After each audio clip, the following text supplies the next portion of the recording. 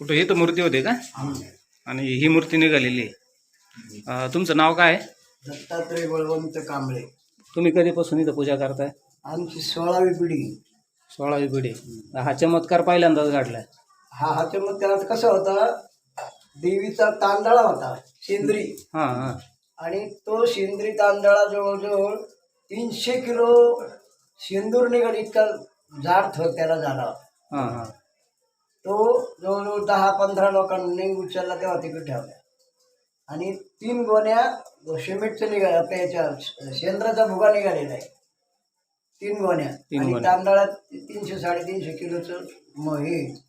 तो कवच काम करत असताना पडला तो.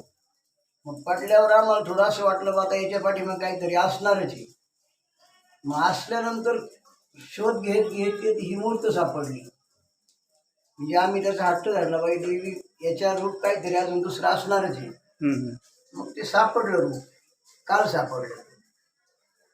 बरं, याच्या पाठीमागची भावना काय लोकांची? म्हणजे आता जे भाविक येतात दर्शनाला, त्यांच्या प्रतिक्रिया काय येतात? त्यांच्या प्रतिक्रिया, त्यांना आनंद झालेला आहे.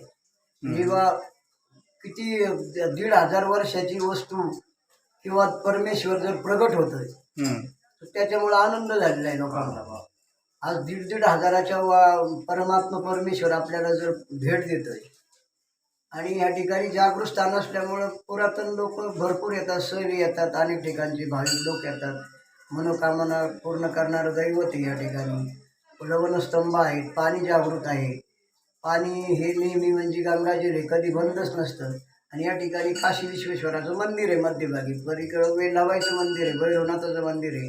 तर ही वणीची सप्तशृंगी मातेचा अवतार आहे, ती माहूरची अवतार आहे.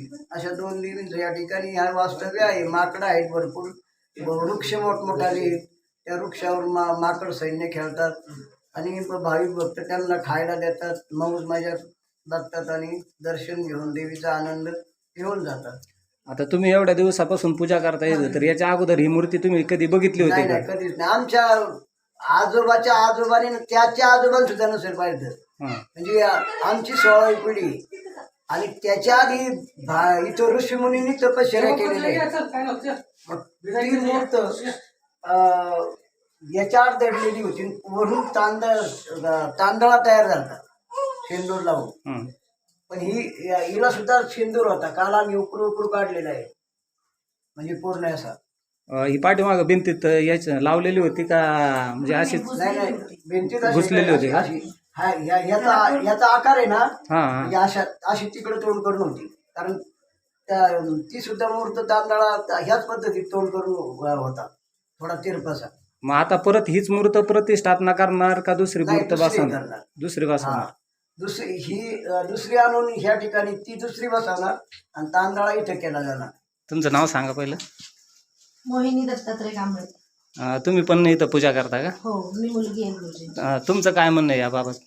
आता ही जे चमत्कार घडलाय याविषयी तुम्हाला काय वाटतं? कारण ते आता आमच्या पूर्वजांपासून चालत आलेलं आहे. दृष्टांत झाला होता त्यांना स्वप्नात येऊन की ह्या इथं मूर्ती आहे, पण त्या मूर्तीच्या अगोदर तो कवच होता त्या तिथे पहिला. आणि त्या कवचाच्या अगोदर त्यानंतर ही शेंद्री मूर्ती होती. आणि मग ती मूर्ती सापडली आता. पूर्वीच्या काळची जी श्रद्धा काय असेल, सेवा असेल,